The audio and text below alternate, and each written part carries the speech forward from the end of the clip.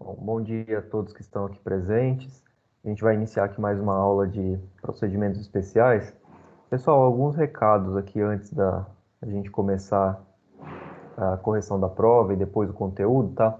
Não dá para esperar muito hoje porque a gente tem bastante coisa. Em relação à minha saída do grupo de WhatsApp, tá? Eu comuniquei vocês lá, assim como os outros grupos. Eu só fiquei no primeiro semestre por conta que eles estão começando, né, conhecendo ainda aqui o sistema, então pode ser que eles precisem de um pouco mais de ajuda. Vocês, como já estão acostumados, eu creio que não vai ter prejuízo algum, agora que a disciplina já finalmente está no sistema, né, com exceção aí dos problemas que a gente tem individuais, que nem o Rodolfo, não sei se chegou a resolver já a situação dele. Acho que tem mais alguém da turma de vocês também, mas nesses casos a gente resolve pelo WhatsApp, se for preciso, pode mandar mensagem que eu respondo normalmente, aí mando os arquivos de trabalhos, essas coisas, não tem problema, tá? Enquanto eles ficam resolvendo o problema de vocês. Mas é o seguinte, como vai chegando o fim do ano, a gente tem muito serviço, muita coisa, eu não consigo ficar acompanhando o grupo de WhatsApp. Então, eu imagino que o professor Bruno também deva ter saído. E aí a gente faz no seguinte, já compartilhei o link lá com vocês, o Rodolfo encaminhou no grupo da turma de vocês, salvem o link, tá? Porque vai ser o mesmo, em todas as aulas. Então é só salvar a mensagem, deixar como favorita. Eu também coloquei na primeira aula do AVA, para quem tiver já com acesso normal, coloquei lá. Então vocês podem acessar dessas maneiras, tá? Ou então peça para algum colega encaminhar antes, mas como o link é o mesmo, então ficando no grupo lá, acho que está tranquilo para vocês acessarem, né? Toda a aula vocês já sabem que é aquele mesmo link, o horário é o mesmo também, 7h30, e é só entrar. Ah, em relação em relação à disciplina no AVA, tem alguns problemas que já me comunicaram também, tá? Não sei se vocês estão tendo isso também. O que acontece? Lembra que no semestre passado, em Direito Penal, estava acontecendo o seguinte: eu passava as atividades pelo AVA e ele não computava como se fosse realizada, e ficava a bolinha sem preencher lá para vocês, né? Não encerrava a disciplina. Isso está acontecendo mais ou menos da mesma forma agora, só que pela avaliação final da disciplina. Parece que vocês têm umas atividades ao final das unidades que são feitas pelo sistema. A Sully me encaminhou isso, disse que ela fez as atividades e não apareceu como se tivesse feito. O pessoal do noturno também falou a mesma coisa. Então é o seguinte, eu vou pedir que vocês. Eu conversei com a Daniela, ela falou que, como é um problema que pode ser que não seja de todos, vocês têm que fazer aquele mesmo procedimento que fizeram no semestre passado, de abrir um chamado individual, cada um faz o seu, pela central lá do aluno, abre um chamado, tira print da tela, mostrando não, que não fechou a unidade, tá? E aí eles vão resolver, tá bom? Caso não dê certo, não tenha resposta, vocês me avisem. Mas eu creio que não vai ter problema em relação a isso. O que mais? Eu acho que de aviso era só. A gente vai corrigir a prova. Ah, tem outra coisa, tá? Outra coisa que eu tinha esquecido. Em relação à pontuação também da disciplina. Outro problema, né, por conta de ter entrado depois no sistema até para mim. Eu imaginava que a disciplina tivesse a mesma pontuação das demais. Só que, como vocês devem ter visto, quem já tem acesso, a pontuação é um pouco menor do que as outras. Então, por exemplo, no primeiro bimestre, em vez de ter 2.000 pontos, eu acho, como as demais para atividades, a gente só tem 1.000 pontos. Então, vocês podem notar que eu lancei uma atividade só para vocês, valendo 1.000 pontos. O restante que vocês conseguiram, eu vou lançar agora, ainda essa semana, mas como parte do segundo bimestre, tá? Que tem mais pontuação para poder lançar. Então, vocês vão ter essa pontuação que excedeu aí do primeiro bimestre agora no segundo. Não vai ter prejuízo quanto a isso também. A diferença é que vai ficar separado, né? Vocês fizeram já as atividades, vai sobrar uma pontuação para lançar agora. Vocês foram beneficiados aí. Como eu tinha atribuído uma pontuação maior, né? No documento. Mas do resto é normal. Eu acho que a gente já pode iniciar a correção da prova. Caso dê algum problema de internet aí, ontem à noite estava um pouco instável, vocês me avisem. Eu vou começar a compartilhar aqui a tela da prova.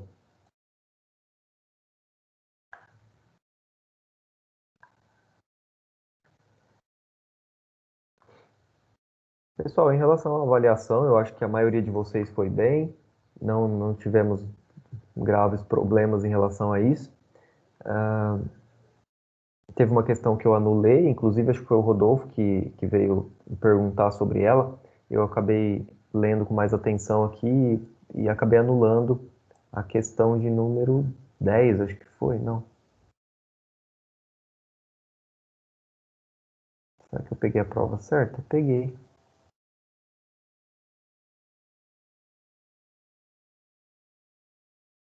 Foi a questão 4, tá? Que eu anulei.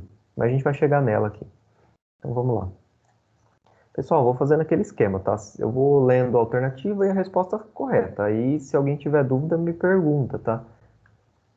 Para não ficar tendo que explicar alternativa por alternativa, demoraria muito. Então vamos lá. A primeira, no que diz respeito à ação de consignação em pagamento, assinale a alternativa correta.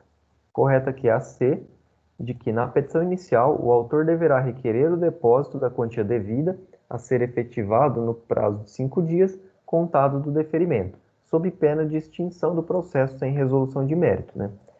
Então isso está no artigo lá do Código de Processo Civil, que eu não anotei aqui, mas a gente viu na aula referente aqui à consignação em pagamento, tá? Então o juiz autoriza o depósito e o autor tem o prazo de 5 dias contado desse deferimento. Se ele não fizer o depósito, o processo ele é extinto, tá? A2. João e Joaquim são sócios em uma empresa do ramo logístico.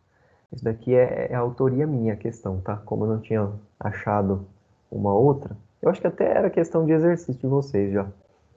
Joaquim, na qualidade de administrador dos negócios, semestralmente apresenta o balancete das contas da empresa, a fim de que sejam apurados os valores gastos e recebidos no período. João, não concordando com as informações prestadas pelo sócio, ajuiza a ação de exigir contas em face do sócio. Este, o sócio, né, sendo devidamente citado, não apresenta as contas nem oferta contestação ao pedido. Sendo assim, aí a correta, né? Ocorre revelia e é reconhecido o dever do réu, né, do Joaquim, em prestar contas, tendo este o prazo de 15 dias para apresentá-las, sob pena de não poder impugnar aquelas trazidas pelo autor. Então, o que acontece é aquele procedimento que a gente estudou, né? A pessoa entra com a ação de exigir contas. A outra parte é citada, né, é trazida ao processo, ela pode ou não contestar. Se ela contestar, o processo caminha pelo rito do procedimento comum. Vai ter produção de provas, enfim, o juiz vai analisar a situação. Se ela não contestar, é reconhecido o dever dela de prestar contas, só que mesmo assim precisa ter essa apresentação de contas. Ao invés do réu apresentar, vai ser conferido por lei já o direito ao autor trazer as contas que ele entender devidas. Tá? É claro que com as ressalvas, né, que nem sempre ele vai ter a documentação necessária para isso, mas a grande questão é essa, de que se o réu não apresenta as contas quando é devido para ele, ele também não pode impugnar, porque assim seria fácil, né? Eu tenho todos os documentos da empresa, sou administrador, não apresento as contas. E aí chega o momento em que o autor traz as contas dele, eu venho e vou impugnar essas contas, vou dizer que está errado. Então, para evitar isso, o legislador já previu essa penalidade, né, digamos assim, para o réu que não apresenta as contas. Então, ele também não pode impugnar as que o autor trouxer. Então, a correta é a D. A 3. No que tange às ações possessórias, é correto afirmar. E é correto aqui a E. A propositura de uma ação possessória em vez de outra não obstará a que o juiz conheça do pedido e outorgue proteção legal correspondente àquela cujos pressupostos estejam provados. No caso de ação possessória em que figure no polo passivo grande número de pessoas, serão feitas a citação pessoal dos ocupantes que forem encontrados no local e a citação por edital dos demais, determinando-se ainda a intimação do Ministério Público e se envolver pessoas em situação de hipossuficiência da Defensoria Pública. Então aqui a gente tem duas questões, né? Primeiro, a fungibilidade dessas ações possessórias. Então, desde que não seja um erro grotesco, desde que seja algo que seja de difícil distinção ou que tenha alterado ao longo do processo, né, ao curso do processo, as ações elas podem ter essa fungibilidade. O juiz ele pode reconhecer aqui e dar a proteção legal correspondente àquilo que é necessário para o caso concreto. Não necessariamente o nome da ação, né, que a gente coloca no início. Como eu já expliquei na aula correspondente também. E mais, tem outro ponto, que é quando existem no polo passivo um grande número de pessoas. Então tem essa questão da citação pessoal dos que estiverem no local e depois por edital dos demais, tá? Intimação do MP e da Defensoria. Tudo isso também está no CPC. A 4 ela foi anulada, por quê? Sobre as ações de demarcação e divisão de terras particulares, analisa a afirmação a seguir e responda. É lícita a acumulação dessas ações, caso em que deverá processar-se primeiramente a demarcação total ou parcial da coisa comum, citando-se os confinantes e os condôminos. Não foi essa que foi anulada, não.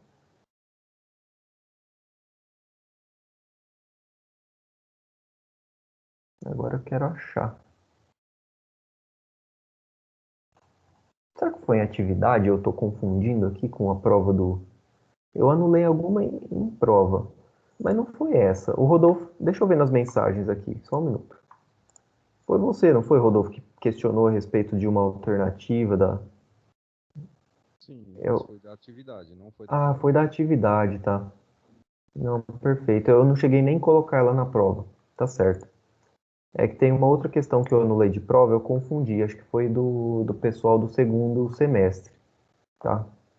Não, não caiu. Aquela questão que eu anulei, eu comentei isso já, então, foi por conta da ação demarcatória, que acho que na assertiva mencionava que tinha que ser título de propriedade, mas na verdade até existe a possibilidade, como eu mencionei em aula, da demarcação da posse. Mas foi isso mesmo, agora eu me recordei aqui. Então vamos lá. A4. Menos mal que não tem nenhuma anulada na prova. Sobre as ações de demarcação e divisão de terras particulares, analise a afirmação a seguir e responda. É lícita a acumulação dessas ações, caso em que deverá processar-se primeiramente a demarcação total ou parcial da coisa comum, citando-se os confinantes e os condôminos. Então, aqui a alternativa está correta, né, essa afirmação. Também é artigo de lei, que vai dizer exatamente o que está escrito aqui. Por quê? Primeiro, né, lembra que eu comentei justamente o seguinte: para que você divida um imóvel, você precisa, primeiro de tudo, saber os limites dele. Então é por isso, né, como uma forma lógica mesmo de processar essa divisão de terras, exige-se, quando há acumulação das demandas, que primeiro ocorra a demarcação e depois a divisão. Então aqui está correto. A 5. A respeito do procedimento especial de dissolução parcial de sociedade, assinale a alternativa correta. E aqui é a B. Se houver concordância entre os sócios a respeito da dissolução, é possível formular apenas o pedido de apuração de haveres. Aqui também é o que eu expliquei para vocês naquela aula. A gente tem essa possibilidade de dissolução parcial de sociedade e os sócios podem ou não concordar com isso, né? Se houver a concordância deles, a gente pode entrar com uma ação somente para apurar os haveres, né? Ou seja, aquilo que o sócio tem ou não para receber na saída dele da sociedade. Então, não vai ser discutido aqui se ele tem ou não o direito de ser retirado da sociedade, se, enfim, não vai ser objeto de discussão, se houver concordância do sócio, tá? Então, vai só discutir os haveres, né? O crédito ou débito que ele tem para com relação a essa sociedade que ele está se desligando.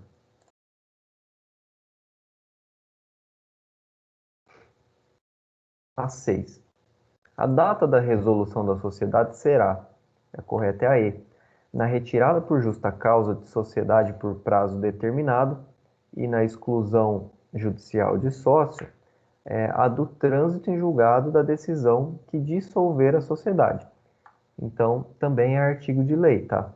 Tá lá no CPC, como a gente já estudou na aula própria, a data da resolução, ou seja, do término da sociedade, né? A data em que o sócio efetivamente não tem mais nenhuma relação com a sociedade, será aqui a do trânsito em julgado, no caso dessas hipóteses aqui da alternativa, tá?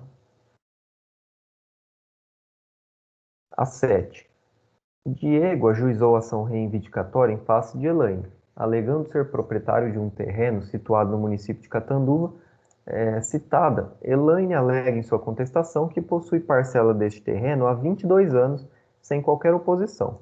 Ocorre que Fernando, vizinho do imóvel, disputado entre as partes litigantes, constatou que na ação reivindicatória, em que litigam Diego e Elaine, uma porção do terreno de que ambos alegam ser proprietários é, na verdade, de sua propriedade e decide ajuizar uma ação de oposição. Nesse caso, né, sobre esse caso hipotético, assinale a alternativa correta. E aqui é a E. Admitido o processamento, a oposição será apensada aos autos e tramitará simultaneamente a ação originária, sendo ambas julgadas pela mesma sentença. Aqui lembre-se daqueles casos, né, que a gente estudou também na aula que eu expliquei de oposição. Então, é um caso em que há uma relação de certa forma, de prejudicialidade, né, com relação à ação originária. Então, se o pedido de quem que é aqui, do Fernando, que é o vizinho, né, se o pedido dele for julgado procedente, vai afetar diretamente, né, o objeto ali da ação entre o Diego e a Elaine, que é a ação primitiva.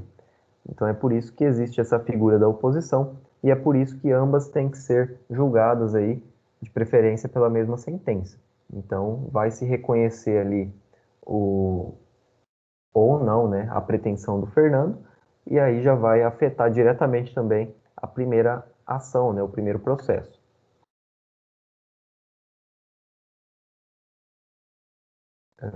8. Aqui também, salvo engano, é artigo do CPC. 8. Considerando a disciplina processual das ações de família no âmbito do CPC, assinale a alternativa correta. E aqui é a B de bola. A requerimento das partes, o juiz pode determinar a suspensão do processo enquanto os litigantes se submetem à mediação extrajudicial ou atendimento multidisciplinar. Também é artigo de lei, tá? Então, desde que as partes peçam no processo, o juiz pode suspender e não tem prazo, tá? Não tem um prazo fixado em lei. É claro que vai chegar um momento que, se as partes não tiverem nenhuma resposta, o juiz também vai tentar promover o andamento do feito, mas a rigor aqui não tem um prazo estabelecido pelo CPC para essa suspensão e o juiz pode determinar a fim de que as partes se submetam a esses procedimentos de mediação ou atendimento multidisciplinar, tá? Já que a ação de família tem essa finalidade mesmo de buscar uma solução consensual entre as partes. A 9. Assinale a alternativa incorreta sobre o tema dos procedimentos especiais segundo o CPC.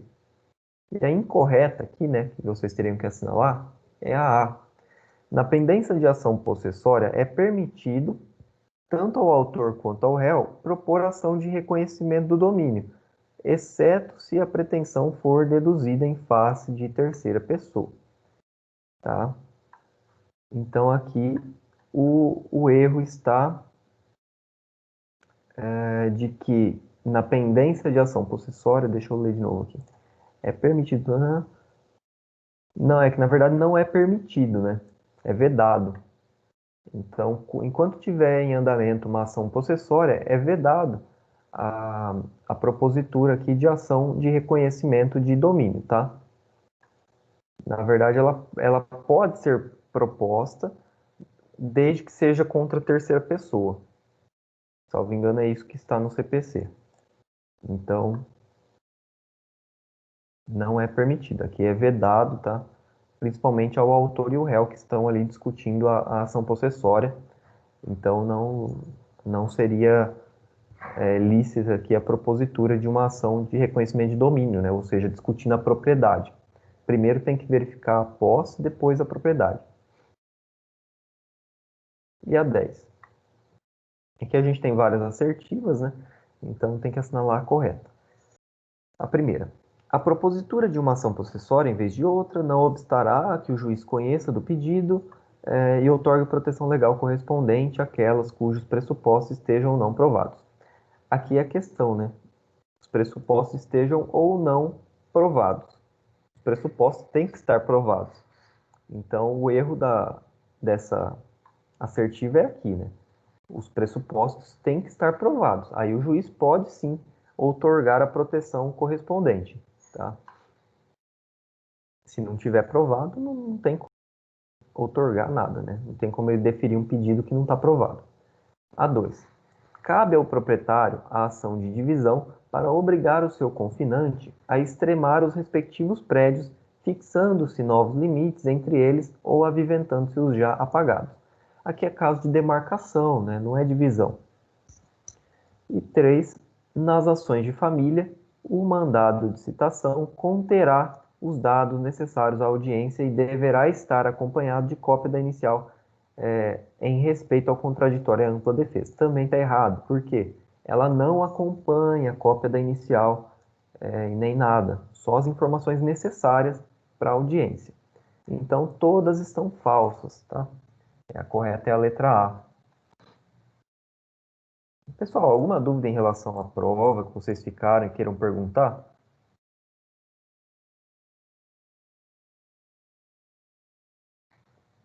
Senão a gente segue então para o conteúdo da aula de hoje.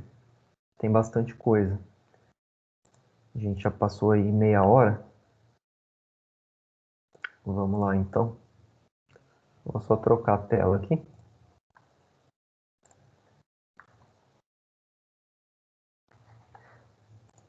Depois eu vou encaminhar isso lá pelo sistema, tá? Pelo AVA de vocês. Vou colocar na aula certinho para que vocês possam ter acesso depois. Hoje a gente vai ver 3 procedimentos, tá? A gente tem que começar a apertar um pouco o passo, porque tem bastante conteúdo ainda e a gente tem poucas aulas. Então, a partir de agora, a gente já vem com um ritmo um pouco mais acelerado, né? Eu acho que vocês já pegaram um pouco o ritmo da disciplina, já estão acostumados aí. Então, agora a gente já pode pegar firme aí, né? Deixa eu aceitar alguém que está entrando. O nosso plano de ensino, ele traz algumas questões que eu até comentei com a professora Daniela, que talvez fossem objetos, inclusive, de outras disciplinas, tá? Questão de execução. Eu achei, sinceramente, o plano de ensino, a ementa da disciplina, né, que vem pronta, não é a gente que escolhe, eu achei a ementa um pouco desorganizada nesse sentido, já que existem matérias aí que vocês, salvo engano, vão ver em outras disciplinas ao longo do curso. Então, a gente vai, principalmente nessa parte de execução, de algumas formas de tutela, que a gente vai ver mais ao final, a gente vai falar um pouco mais rápido, até porque não tem como esgotar totalmente aquele assunto, já que daria um semestre só aquilo, né? Execução contra a fazenda pública, enfim, várias questões ali. Mas a gente vai seguindo aqui. Hoje a gente vai falar de embargos de terceiro, ação monitória e homologação de penhor legal. Apesar de serem 3 procedimentos, eles não são exatamente os procedimentos mais complexos que a gente tem. Então a gente pode discutir todos em uma aula aqui, eu acho que dá tempo, então, a não ser que vocês tenham muitas dúvidas e a gente fique enrolado aí, mas vamos lá. Pessoal, os embargos de terceiro, né? Os embargos de terceiro, eles vão ter por finalidade livrar um bem de constrição judicial injusta oriunda de um processo no qual o seu proprietário ou possuidor não faça parte. O que isso significa? Vamos imaginar que tem um processo em que você possui um determinado bem, móvel ou imóvel, né? E existe um outro processo de que você não faz parte, e por algum motivo, ou um erro, ou uma confusão do próprio judiciário, enfim, ou alguma situação que gere uma dúvida, acaba que teve uma constrição naquele bem, uma constrição judicial. O que é isso, né? Pode ser uma penhora, pode ser uma alienação judicial, pode ser um arresto. Vou falar mais disso daqui a pouco. Mas de alguma forma o seu bem foi objeto de constrição, ou seja, você está sendo limitado no seu direito de usufruir daquele bem de alguma forma. E para que você possa fazer valer o seu direito, para que você possa livrar esse bem de uma constrição injusta, tá? Oriunda de um processo de que você não é parte, já que se você teria que responder no processo. Agora, quando você não é parte, existe essa figura de embargo de terceiro. Terceiro justamente porque você é um terceiro ao processo originário. Então você tem essa possibilidade de ajuizar esse processo, tá? Que é um processo à parte, não é uma forma de resposta nos autos antigos, originários. Aqui é uma forma de um processo específico, totalmente à parte do processo antigo, para você livrar o seu bem daquela constrição que seria indevida. Então, em regra, os atos de constrição, né, ou seja, uma penhora, um arresto, enfim, qualquer coisa, eles somente poderiam atingir os bens das partes do processo. Não teria sentido eu estar executando a Catiele, por exemplo, estar com processo de execução contra a Catiele e tentar, para satisfazer o meu crédito, penhorar um bem do Rodolfo, tá? Não tem sentido isso, em regra, tá? Existem exceções. Mas vamos ver as ressalvas aqui do artigo 790 lá do CPC. Deixa eu abrir aqui, se vocês quiserem ir abrindo também. Com exceção dessas situações que a gente vai falar, no geral, a execução ela só pode atingir os bens do executado, tá? Então, vamos lá. 790. São sujeitos à execução os bens. Primeiro, do sucessor a título singular, tratando-se de execução fundada em direito real ou obrigação rei percussória. O que significa isso, né? O que é sucessor a título singular? É alguém que recebeu por testamento ou herança, que seja, um bem específico, tá? Geralmente por testamento, né? Você recebe um bem específico, então é por isso que é a título singular. Quando é a título universal, você é sucessor e você não tem especificado exatamente qual bem você vai ter na sua parte da herança, entende? Então, quando é a título singular, você tem específico um bem que você recebeu. Olha, fulano vai receber tal casa, ou tal imóvel, tal determinado carro, determinado veículo. Então, quando se tratar de uma sucessão dessa forma, em algumas hipóteses aqui de execução fundada em direito real, ou seja, direito da própria, em relação ao próprio bem que você tem, ou então obrigação reipercussória, que vai buscar reaver a própria coisa, o próprio bem que você recebeu, você pode estar sujeito aqui à execução nesse caso, tá? Eu vou falar, pode parecer confuso agora para vocês que não tiveram ainda essas questões de matéria ainda no curso, mas o que vocês precisam saber é que existem essas hipóteses de exceção, tá? Então, a partir do momento que vocês estudarem exatamente a sucessão, essas formas de execução, de obrigação, vocês vão entender um pouco melhor, tá? Mas para nossa aula, vocês precisam saber aqui que existem essas exceções. Não vou ficar cobrando essas exceções em prova, em atividade, até porque vocês não estudaram cada uma delas ainda nas matérias específicas. 2. Do sócio nos termos da lei. quando você tem uma sociedade, no geral, existem responsabilidades ali delimitadas, né, entre os sócios. Vai depender do tipo de sociedade, que vocês também vão estudar.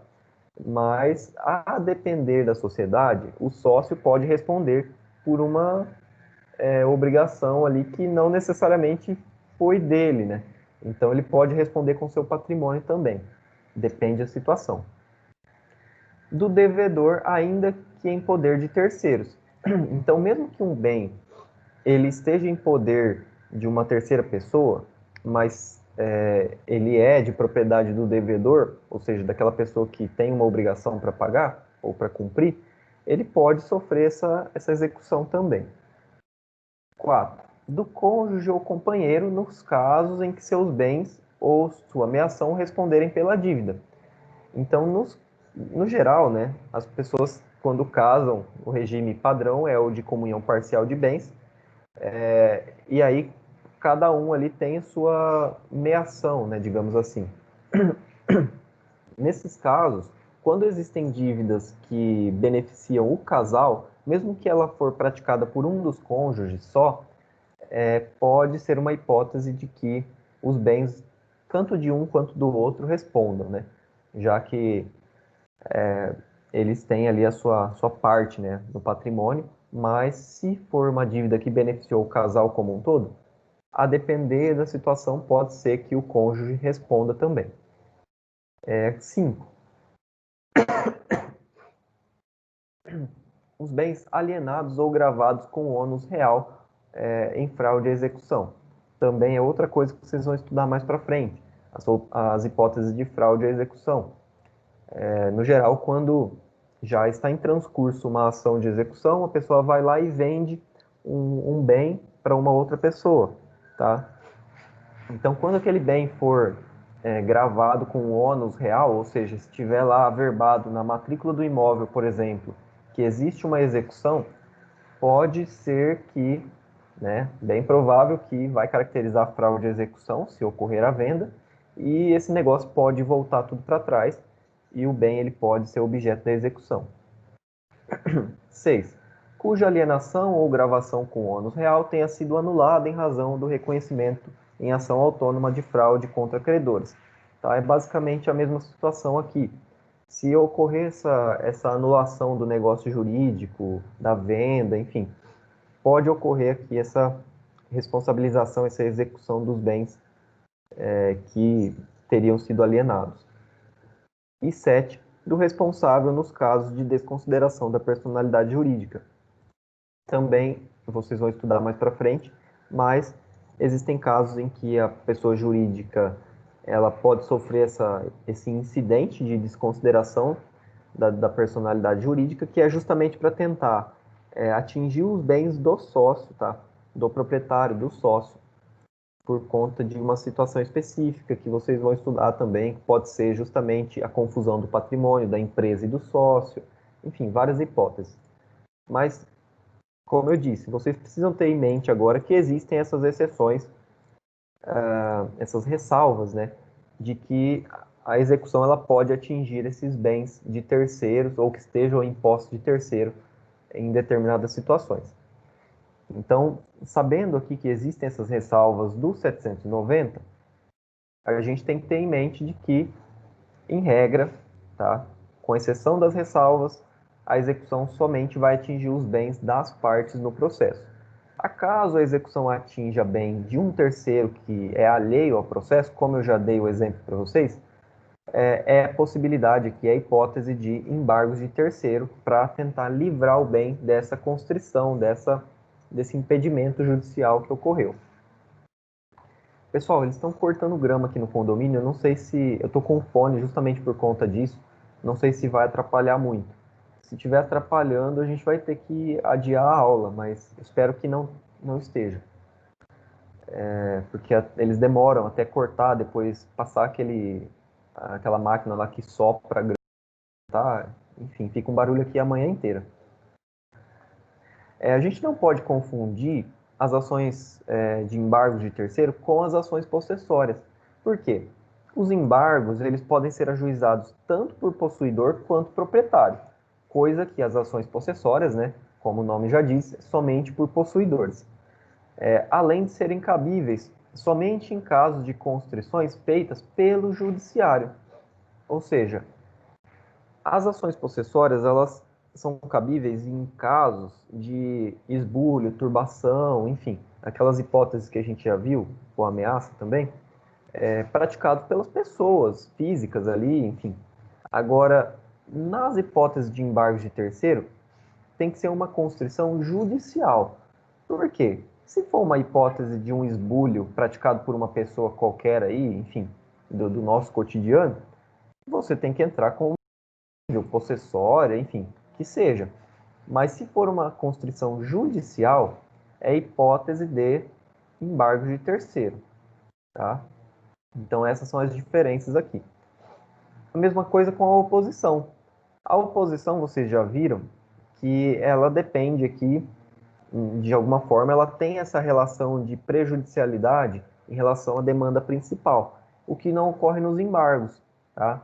O meu direito enquanto um terceiro, e eu vou dar um exemplo aqui para facilitar depois de novo, o meu direito enquanto terceiro não vai afetar em nenhum modo o direito das partes no processo de onde surgiu aquela constrição. Então, naquele exemplo que eu dei, se o juiz penhorou um bem do Rodolfo numa execução em que eu estou executando a Catiele, se ele entrar com embargo de terceiro, em nenhum modo vai afetar o meu direito de executar a Catiele. A única coisa é que eu vou, que vai, se ele for reconhecido procedente, né, os embargos, vai excluir aquela constrição, por exemplo, a penhora de um bem do Rodolfo. Só que eu vou continuar a execução, não vai ser extinta a execução anterior, como é o caso de oposição, né? A oposição, se ela for reconhecida, como a pessoa está litigando o próprio bem, o próprio direito em questão no processo antigo, se ela for reconhecida, necessariamente vai gerar uma improcedência no processo anterior, pelo menos em partes. Agora o exemplo, né? João é proprietário de um carro. Em razão de uma ação de execução contra o seu irmão, com quem ele divide residência, seu carro foi equivocadamente penhorado pelo oficial de justiça. Para livrar o seu bem da constrição, o João ele deve ajuizar embargos de terceiro. Então, coloquei um exemplo aqui bem claro também de uma hipótese. Ocorreu uma penhora indevida, tá? Por um erro, um equívoco do oficial de justiça. Ele foi até a residência, ele viu o carro que estava lá, é o endereço do executado, só que o executado não é o proprietário do carro. Então, por algum erro ali, acabou tendo uma confusão, houve essa penhora indevida do bem. Como que o João, que é o proprietário efetivo do bem, né, do carro, vai reaver o seu veículo ou vai cancelar essa constrição, essa penhora? Por meio de embargos de terceiro, tá? Ele não faz parte do processo anterior, ele não, o carro, né, se ele tiver esse cancelamento da penhora, não vai afetar em nem um pouco o direito de execução ali do credor do irmão dele em face do irmão, tá? Não vai extinguir a execução por conta disso, só vai cancelar a penhora, tá? Então, isso que seria aqui o embargo de terceiro. É uma ação que é, de certa forma, bem recorrente, tá? Eu, inclusive, estou aí em vias de entrar com uma ação como essa, mas é uma outra hipótese. Então, é importante que vocês saibam e tenham bem claro aqui as hipóteses de embargo de terceiro. Pessoal, vamos falar dos requisitos. Tá? Quais os requisitos, o que eu preciso ter para ajuizar uma ação de embargo de terceiro? Primeira coisa, a existência de um ato de constrição judicial, ou seja, ele deve decorrer dessa decisão judicial, não pode ser por parte de uma pessoa qualquer aí, tá? Como no caso de ação possessória. Por exemplo, pode ser uma penhora, né? Pode ser um arresto, um sequestro. Qual a diferença aqui, né, de arresto e sequestro? O arresto é quando você pede ali a, a apreensão de um bem, né, ou a garantia por parte de... na verdade, você pede a apreensão de qualquer bem que estiver em posse do devedor, tá? Não tem um bem específico. É a diferença do sequestro. Do sequestro, geralmente, você tem um bem específico que você quer reaver ou que você quer apreender para ter como garantia da sua execução ou do processo. Então, tudo isso gera uma certa constrição judicial, ou seja, a pessoa que era proprietária ou possuidora do bem já não pode usufruir daquele bem da mesma forma. Ou a própria alienação judicial, né? Chegou a tal ponto que o bem que foi penhorado, enfim, foi apreendido, foi vendido, foi alienado. B, outro requisito, que o embargante seja proprietário ou possuidor da coisa. E aqui a gente tem que observar lá o 674, que ele vai trazer esse requisito aqui. Deixa eu localizar de novo. 674. Parágrafo 1º, né? Os embargos podem ser de terceiro proprietário, inclusive fiduciário ou possuidor. Ou seja, a pessoa pode ser a legítima proprietária do bem, pode ser proprietário fiduciário, ou seja, aquele que tem o bem enquanto garantia, por exemplo, o próprio banco que, que possui, que você, por exemplo, faz uma alienação fiduciária de um veículo. Então, você tem um veículo que é financiado, você vai pagando as prestações ali para o banco. O banco, ele pode também ajuizar esse tipo de processo de embargo de terceiro, né, já que ele é um proprietário fiduciário, né, do bem, do veículo, no caso. A fidúcia, ela se dá justamente por conta disso, né? Vocês vão estudar especificamente em matéria de direito civil, salvo engano. Você vai ter a sua propriedade plena ali, né, no caso, somente a partir do momento que você quitar as suas obrigações, né? Até esse momento você fica enquanto um possuidor daquele bem, né? Você não tem a propriedade de forma plena, e você tem o bem, você dá o bem enquanto garantia para o seu credor. Então, caso haja algum problema, o banco pode entrar com uma busca e apreensão ali para obter o bem que ele tem em garantia. Mas, enfim, voltando aqui. O proprietário fiduciário pode entrar com embargo de terceiro, já que ele tem o bem ali, ele precisa garantir a segurança do seu bem. Se ocorrer alguma constrição, ele pode ajuizar um processo de embargos para livrar o bem da constrição. Ou um possuidor, né? Eu posso, por exemplo, vamos imaginar que eu tenho aqui meu apartamento alugado, ocorreu uma situação de, por exemplo, existe um processo de uma ação possessória de reintegração de posse, por exemplo, e que por algum equívoco, ou até a parte, inclusive, entrou de forma equivocada, pediu a reintegração de posse do meu apartamento, que não tem nada a ver com a situação, era o meu vizinho que estava com problema ali de esbulho, e entrou e pediu, ocorreu a determinação da reintegração de posse e eu fui retirado do meu apartamento. É uma espécie, né, de situação que houve uma constrição, eu fui, de certa forma, esbulhado aqui da minha posse, mesmo que por determinação judicial. Então, por conta disso, eu, enquanto possuidor, eu posso ajuizar embargos de terceiro. Tá? É uma possibilidade também. Então, vejam que o rol ele é um pouco amplo aqui dos legitimados, né? Outro requisito é que seja um terceiro mesmo, né? O que isso quer dizer? Ele não pode ser parte na relação jurídica de onde surgiu a constrição judicial. Então, se for parte, se for o réu, por exemplo, ele tem a resposta específica para responder a uma penhora, para responder enfim, a qualquer forma de constrição judicial. Então, ele não vai precisar entrar com um outro processo para poder livrar o bem dele da constrição. Tá? Ele vai ter as hipóteses de resposta no próprio processo. Então, é por isso que é embargo de terceiro, né? É uma terceira pessoa que não está no processo que vai ajuizar essa ação. Vamos ver o que diz o 674, parágrafo 2º. Considera-se terceiro para ajuizamento dos embargos, e aí o seguinte, o inciso 1, o cônjuge ou companheiro quando defende a posse de bens próprios ou de sua ameação, tá?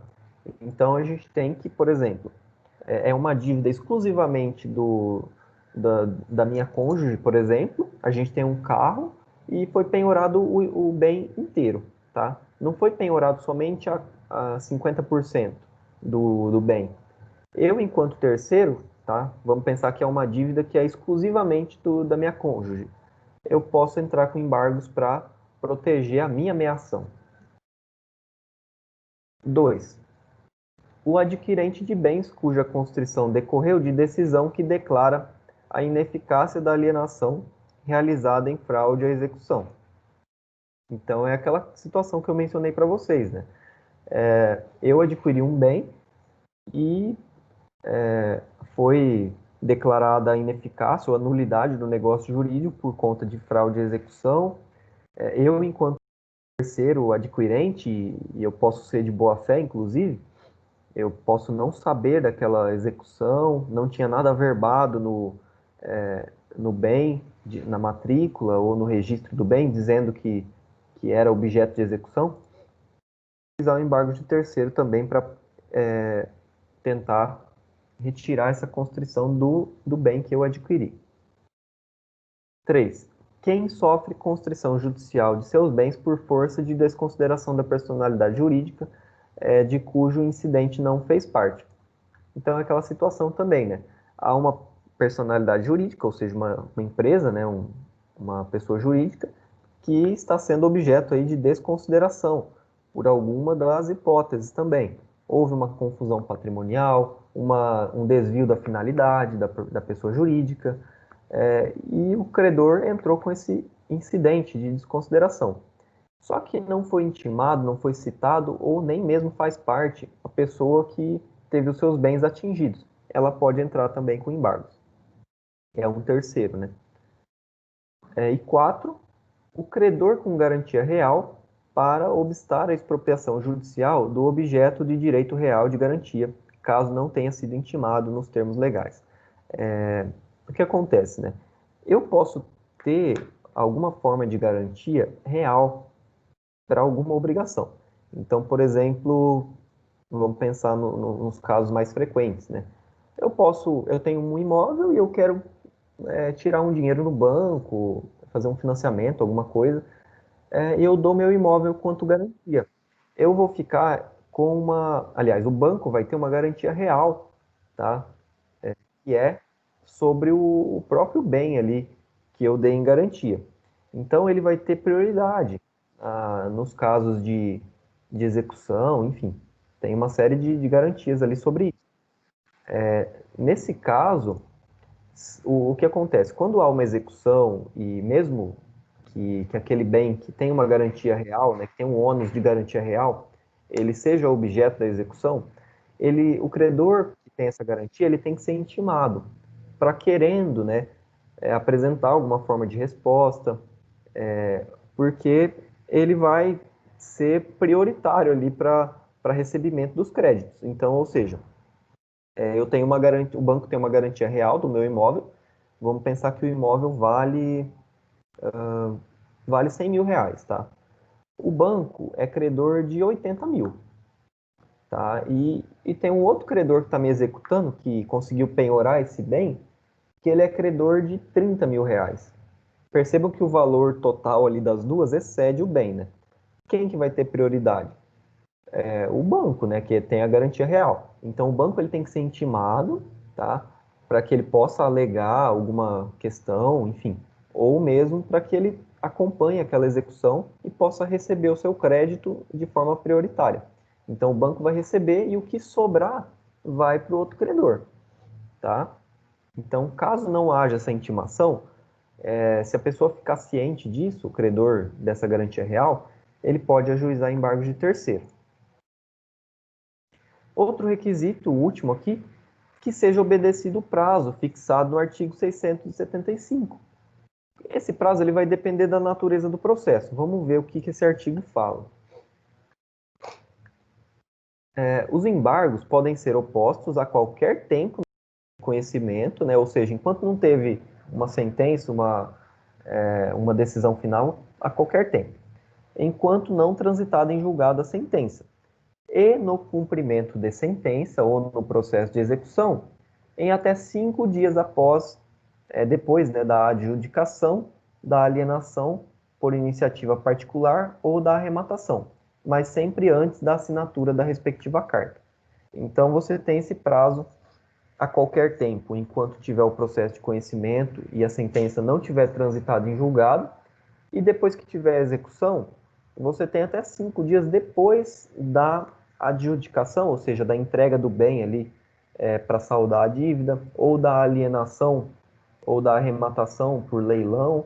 Então, houve leilão daquele bem, você tem até 5 dias depois para opor embargos, tá? Mas se depois que teve esse leilão já for assinada a carta de arrematação e já tiver consumado tudo aquilo, aí já não tem mais como fazer nada. Então é por isso que tem que ficar atento aqui a esses prazos, né? A gente tem também, pessoal, o prazo do 792, parágrafo 4º.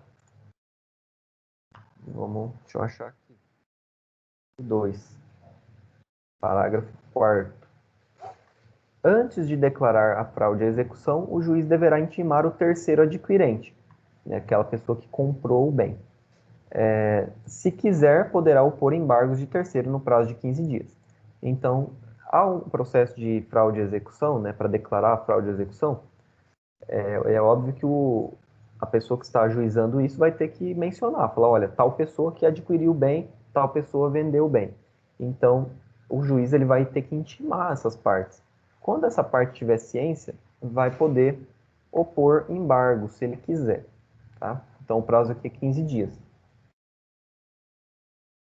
Respeitando tudo isso, a gente passa para o procedimento.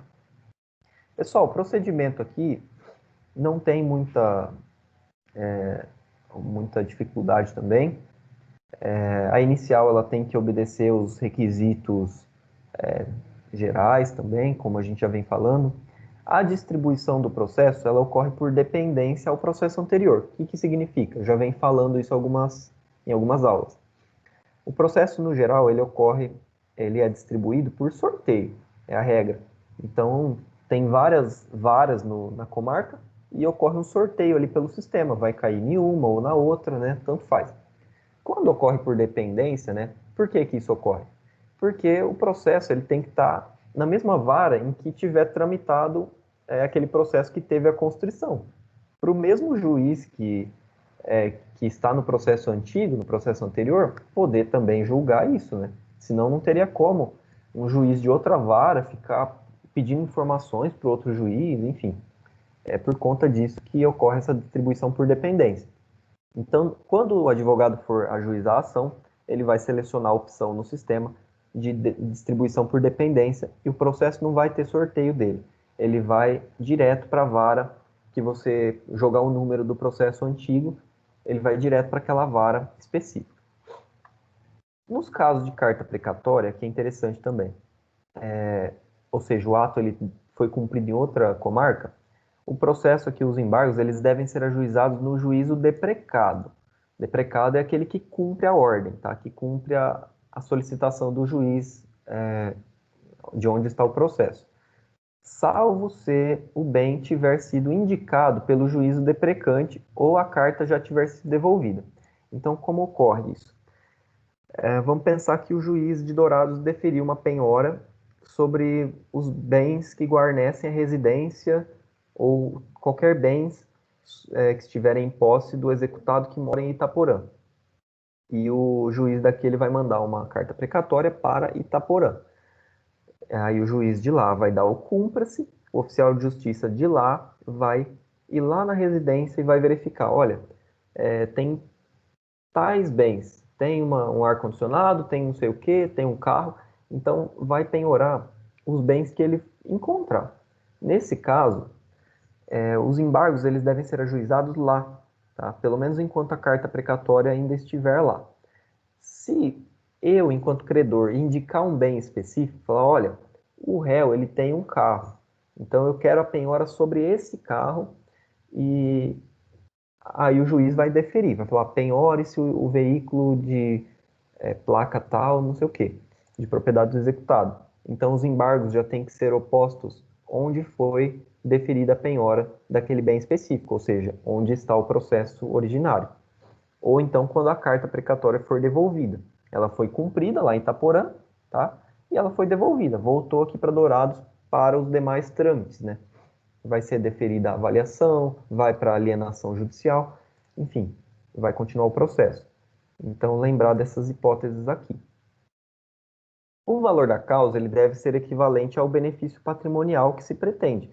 Então, se eu quero defender somente minha meação, né, enquanto cônjuge, eu vou colocar o valor da metade do bem, né, o que me cabe. Se eu quero defender o bem como um todo, é o valor do bem total. É importante que na inicial o embargante faça prova de sua qualidade de terceiro, assim como de sua posse ou domínio. Então ele tem que juntar documentos que provem, né, que ele não está no processo, ele vai juntar ali uma cópia do extrato do processo, mencionando que ele não está no processo anterior, que ele não tem nenhuma relação com aquilo, enfim, vai juntar os títulos de propriedade, de posse que ele tiver, tudo para comprovar. Quando o juiz for receber esses embargos, ele vai determinar de imediato a suspensão dessas medidas constritivas, ou seja, não vai aguardar vender o bem, né, ir para leilão para depois decidir os embargos, salvo se os embargos forem indeferidos já de plano, né? Então o juiz verifica que não tem nenhum fundamento aquilo, uma petição sem pé e cabeça, então ele pode já indeferir e não vai dar nem moral aí para o embargante, né? Ele já vai prosseguir com a execução. Mas no geral, quando tiver pelo menos um mínimo de fundamentação, o juiz ele suspende aqui essas medidas, né? Até que sejam julgados os embargos. É possível a designação de audiência preliminar de justificação. O juiz verifica que não tem muita prova ou está meio obscura ainda a situação, ele pode designar uma audiência de justificação, em que o autor, o embargante, vai levar alguma testemunha, vai produzir alguma prova de que ele realmente é o proprietário do bem. Ocorre a citação pessoal do embargado, tá? Salvo se ele tiver advogado constituído nos autos principais, que aí a intimação ocorre pelo Diário da Justiça, tá? Que é eletrônica. Então, se não, ocorre a citação pessoal para que ele responda no prazo de 15 dias, apresentando ou não contestação. Se ele apresentar contestação, o procedimento é o comum. Então, vai ter audiência de instrução, produção de provas, o que for necessário. E, ao final, a sentença. Se ele não contestar, vai ser considerado réu e o juiz já pode decidir. Ao final, ele dá a sentença, cancelando ou não aquela constrição. Então, resolveu os embargos, aí prossegue o processo anterior, tá?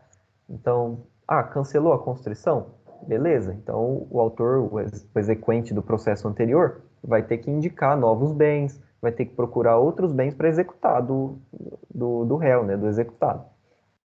Ou não cancelou, aí continua da forma de onde parou. Tudo bem até aqui, pessoal? Alguma dúvida sobre isso?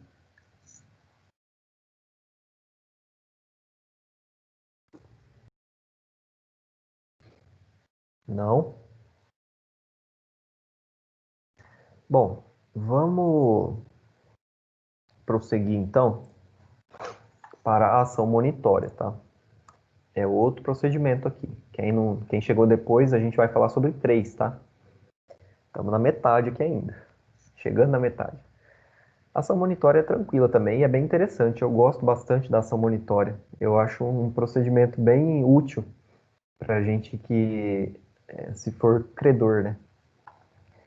Pessoal, então, finalizando aqui a parte de embargos, tá? A gente parte para a ação monitória, que é um outro procedimento especial, tá? Que a gente vai falar. Quando que ocorre, né, a ação monitória? Ela é considerada aqui um instrumento que permite ao credor, né, quem tem um crédito para receber, que possua um documento, só que sem força executiva, é que ele possa exigir o adimplemento da obrigação de uma forma mais rápida, mais célere. O que é isso, né? Eu tenho um crédito para receber, enfim, eu sou titular aqui de um crédito, de uma obrigação, enfim, qualquer uma, e eu tenho um documento, só que eu não posso entrar direto com cumprimento de sentença ou com uma execução de título extrajudicial. Se vocês observarem no CPC, ele vai definir quais são os títulos executivos. Deixa eu achar aqui o artigo.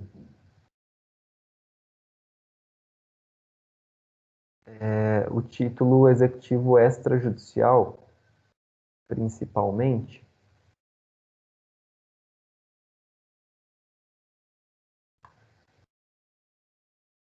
só para passar para vocês aqui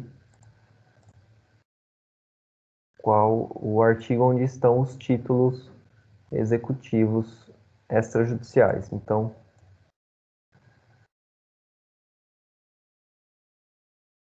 eu não anotei, agora tem que ficar localizando.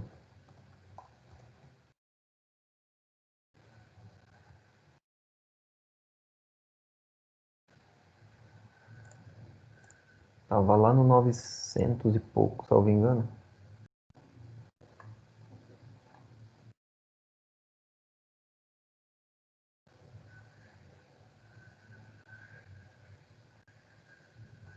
Só um minuto, pessoal.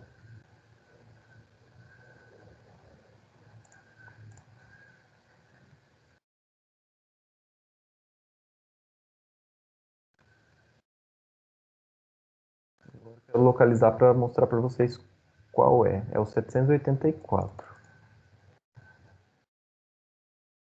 Então, lá no artigo 784, vai ter ali o rol de títulos executivos extrajudiciais, tá? Judiciais, vocês já sabem que são aqueles decorridos de sentença, né? Enfim, no geral. Já os executivos extrajudiciais, eles estão lá no 784 do CPC.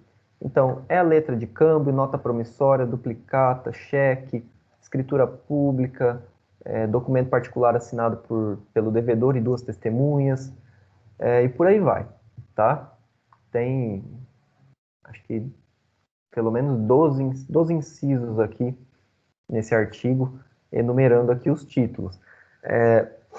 Se não tiver um título extrajudicial, ou seja, você não tem um título, você tem alguma prova do seu crédito, daquela obrigação, de quanto que você tem que receber, ou do que tem que ser cumprido enquanto obrigação, ou, ou então você tem um título que seria executivo extrajudicial, só que não possui mais força executiva. Por exemplo, um cheque prescrito.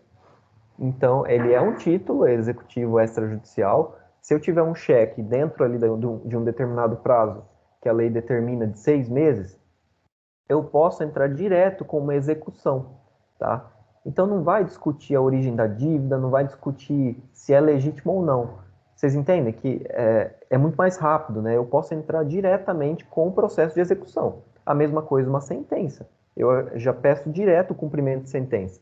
A pessoa vai ser intimada para pagar e se não pagar já vai buscar os bens para penhorar, enfim, dependendo do tipo de obrigação. Agora, se esse título não tiver mais força executiva, ou se eu tiver um documento que não é um título executivo extrajudicial, mas que comprova a dívida também de alguma forma, é aí que surgiu a hipótese de uma ação monitória, que é essa possibilidade, né, do credor que tiver alguma forma de documentação da dívida, só que sem a força executiva dessa documentação, dele poder buscar a execução, né, buscar a satisfação da obrigação de uma forma mais rápida. Quais as possibilidades, né? Vamos pensar assim. Eu tenho um documento ou eu tenho alguma questão que prove a dívida. Eu posso entrar com uma ação monitória, que é muito mais rápida, ou posso entrar com uma ação de cobrança, que é muito mais lenta. A ação de cobrança é um é um processo de conhecimento, ou seja, o juiz vai julgar se a dívida ela é legítima, se realmente ocorreu a obrigação, se o réu ele tem a obrigação de pagar ou de fazer, enfim. Então, aquilo vai ter que ser provada a existência. Já na ação monitória, não. Você não discute a questão da dívida. A pessoa ela já vai ser intimada para pagar ou para cumprir a obrigação. Se ela não cumprir, já vai direto para a fase executória. Tá? Então, entendam aí a diferença dessas ações, né? A ação monitória é um procedimento especial para quando haja um documento escrito, tá? Tem essa preferência por documento escrito que comprove a dívida minimamente, e existe a possibilidade do processo de conhecimento, do procedimento comum de você ajuizar uma ação de cobrança, que é muito mais demorada. Somente depois de terminar a ação de cobrança, você vai poder cobrar, vai poder executar essa dívida, tá? Então, por isso que é bem importante a ação monitória. Ela não é, de certa forma, uma ação de execução, mas ela tem essa natureza de conhecimento. Tem divergência na doutrina aqui, tá? Por quê? Você já não entra com execução direto, né? A ação monitória ela já não vai executar de forma direta, apesar dela ter essa natureza aí que permeia ambas, né? A pessoa ela vai ser intimada para fazer o pagamento, só que somente se ela não pagar é que vai ajuizar, que vai começar essa fase executória, tá? Então ela tem essa vantagem de ser muito mais célere do que o procedimento comum, se não houver resistência do réu. Por quê? O réu ele pode apresentar uma resposta ali, né? Ele pode contestar aquele pedido por meio de embargos. E aqui vocês não vão confundir embargos com embargos de terceiro. Aqui é a forma de resposta, que chama embargos. Então ele pode contestar esse pedido apresentando embargos, e aí vai seguir o procedimento comum. Mas se não tiver a resistência do réu, ele já vai direto para a parte de execução, tá? Então vamos falar dos requisitos. Primeira coisa, né, a prova documental escrita da obrigação. Eu tenho que ter essa prova. Se não tiver, aí é por meio de ação de cobrança. Exemplo, cheque ou nota promissória prescritos, confissão de dívida não firmada por duas testemunhas. Então vamos lá, né? O cheque, ele, em regra, ele é ordem de pagamento à vista, né? Como vocês bem sabem. Se eu não compensar esse cheque num determinado prazo, que a lei fixa de 6 meses, eu tenho que meu cheque foi prescrito. Então eu não posso mais compensar o cheque e muito menos entrar com um processo de execução extrajudicial, né? Que ele seria um título também contra o réu, o executado. Se ele tiver prescrito, eu tenho a prova lá, tá o cheque, tá o valor, tá a assinatura da pessoa. Eu já posso entrar com uma monitória. A mesma coisa é a nota promissória também. Se ela tiver prescrita, eu posso entrar com uma monitória. É um documento escrito que demonstra a dívida e quem tem que pagar. Confissão de dívida não firmada por duas testemunhas. Então é um documento firmado somente pelo devedor, só que não tem testemunha. Então isso não é um título extrajudicial. É um documento escrito? Está lá assinado pelo devedor. Só que ele não tem força extrajudicial para você poder executar direto. Então você entra com a monitória também. Um orçamento elaborado pelo credor com a concordância escrita do devedor. Então vamos pensar que você tem um comércio ou você presta algum serviço, você elabora um orçamento para alguma pessoa. Vamos pensar de um serviço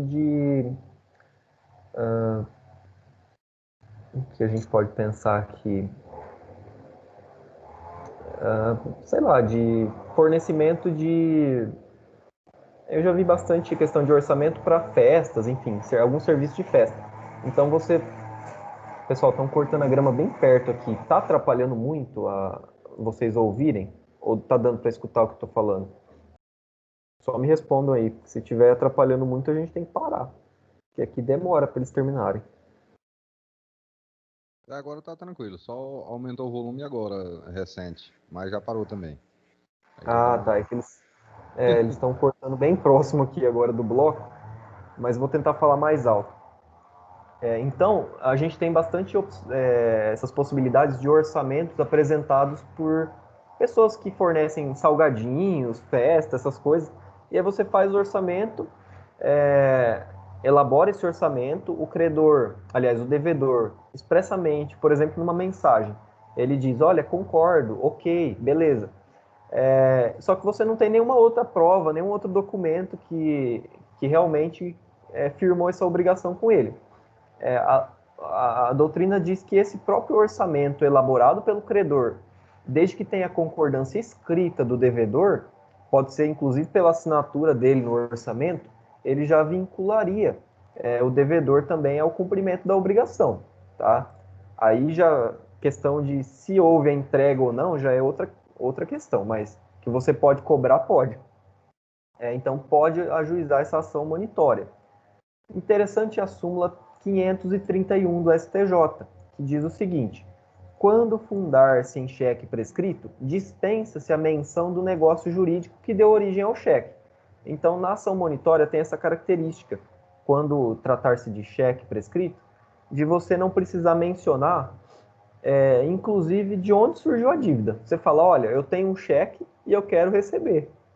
Assim, informalmente falando, né? Mas é basicamente isso. Você relata, obviamente, os fatos, acaba falando, né? Mas você pode resumir muito mais. Fala, olha, juiz, eu tenho aqui um cheque, prescreveu, enfim, não foi cobrado no tempo correto, e agora eu quero ajuizar a ação monitória, eu tenho direito de receber o crédito. Então você não precisa mencionar o negócio, não está em discussão aqui o porquê daquele cheque, como surgiu o cheque. Só está em discussão se o cheque realmente vai ser pago ou não. E é por isso que a monitória está aí. Outra espécie de prova é aquela prova oral colhida antecipadamente. Vamos pensar que você tem ali, a única prova é uma testemunha já muito de idade, muito doente, e você precisa colher uma prova de forma antecipada. Você vai ajuizar um processo específico de colheita de provas ali antecipadas, para que o juízo ouça essa testemunha, que você faça ali o interrogatório da testemunha, para que essa prova fique lá colhida, não correr o risco da pessoa morrer antes, né? Até esperar o processo e tudo mais. Então, existe essa possibilidade aqui. Se houver essa prova oral colhida antecipadamente, também pode ser considerada como prova para ingressar com a monitória. Outro requisito é de que o documento não tenha força executiva. Se eu tiver um documento, um cheque que não está prescrito, tem divergência aqui na doutrina também, mas no geral se considera que você não tem legitimidade para entrar com ação monitória, porque a via adequada seria justamente a execução de título extrajudicial, que é o processo específico para executar os títulos executivos extrajudiciais. Então, se tiver força executiva no título, você tem que entrar com processo específico. A monitória... Nossa, agora tá bem forte aqui o barulho. A monitória, ela somente é para títulos que não tem força executiva.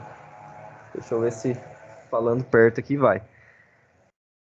Pessoal, outro requisito também é de que o objetivo de receber o pagamento... Aliás, você tem que ter o objetivo de receber o pagamento ou de obter a entrega da coisa, do bem móvel ou imóvel, ou o cumprimento da obrigação de fazer ou de não fazer. Tá dando para ouvir? Ou tá atrapalhando muito?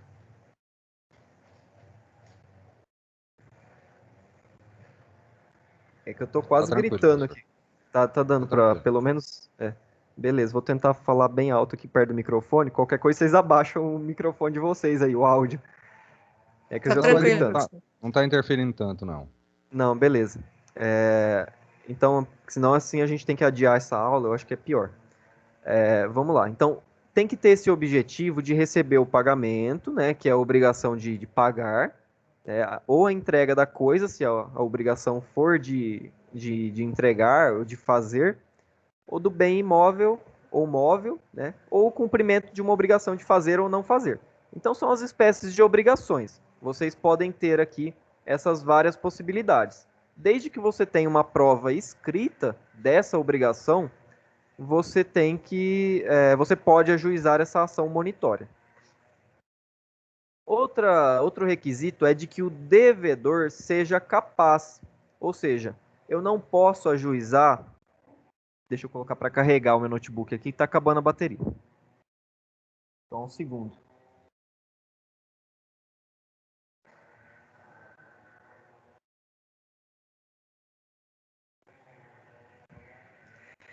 Então, eu não posso ajuizar uma ação monitória contra devedor incapaz. Isso é uma forma de proteção. Nossa, está muito alto o barulho aqui, até para mim. É uma forma de proteção às pessoas que têm alguma forma de incapacidade. Ou seja, se eu tiver um devedor que é menor, ou que tiver, por algum motivo, uma incapacidade civil, eu não posso ajuizar um processo aqui, um processo de uma ação monitória. Eu tenho que ingressar com uma ação de cobrança pelo procedimento comum normal, tá? Então, somente para devedor capaz. Vamos falar agora, pessoal, sobre o procedimento. Qual o procedimento dessa ação monitória, né? Como que eu posso ingressar e o que acontece depois? Primeiro, a inicial ela deve conter, além dos requisitos gerais, o valor da importância devida, né, ou da coisa reclamada, o conteúdo patrimonial em discussão ou o proveito econômico perseguido. Então, aqui são as regras para atribuir o valor da causa. Ou a importância devida, ou seja, quanto que o devedor tem que me pagar, o valor pode ser o da coisa reclamada, se a obrigação for de entregar alguma coisa, um bem móvel ou imóvel. Então, qual o valor da coisa? É o valor da ação. Ou então, conteúdo patrimonial em discussão ou proveito econômico perseguido, tá? Por exemplo, se a obrigação for de fazer, qual seria o proveito econômico? Qual seria o conteúdo patrimonial em discussão? Enfim, isso daqui vocês vão estudar também em teoria geral do processo. Como atribuir valor à causa. A competência segue as regras gerais do código, não tem nenhuma norma específica de monitória para competência nessas ações, tá? E vamos lá, como que acontece, né, o procedimento da monitória? Quais os procedimentos agora? Isso daqui tudo é para ajuizamento, né? Agora, a partir do momento que você ajuiza a ação monitória, a gente tem uma decisão inicial. Então, o juiz, ele pode, depois de verificar os requisitos, se cumpriu tudo certinho, ele pode mandar emendar a inicial, se acaso ele verificar que existem vícios sanáveis, né? Teve algum problema na procuração, não qualificou as partes, enfim. Alguma questão simples ali, ou não ficou muito provado, ele pode mandar emendar a inicial no prazo de 15 dias, tá? Se os vícios não forem sanáveis, né, ou se a pessoa não fizer essa emenda inicial, ela será indeferida, tá? No geral, sempre o juiz vai oportunizar a parte, né, a possibilidade de emendar a inicial, né, até para não caracterizar cerceamento de defesa nem nada. Mas vai depender da parte, né? Se ela conseguir cumprir o que o juiz determinou para emendar, por exemplo, qualificar as partes, juntar a procuração, sei lá, um documento legível, essas coisas, sabe? Então, tudo isso vai ser observado nessa decisão inicial. Se o processo estiver devidamente instruído, né, a inicial, tudo certinho, com as provas e tudo mais, o juiz proferirá uma decisão, deferindo de plano a execução, a expedição de mandado de pagamento, entrega da coisa ou a execução da obrigação no prazo de 15 dias. Tá? Então, vai ser uma decisão bem curiosa, porque, no geral, o que a gente vê no início do processo, né, no comum, o juiz ele manda, primeira coisa, citar o réu para responder ao processo. Na monitória, não. O que ocorre, o juiz ele vai mandar expedir um mandado de pagamento. Pessoal, eu vou muito ruim aqui para mim. Inclusive, não consigo mais falar quase. Vamos dar uma pausa aí de uns 10 minutos para ver se o pessoal termina pelo menos de roçar a grama aqui ao redor do meu bloco do condomínio. E aí a gente retorna, pode ser? Eu vou pausar a gravação agora e a gente retorna daqui uns 10 minutos. Vamos tomar uma água e depois a gente retorna, tá? Para ver se pelo menos para um pouco o barulho aqui perto.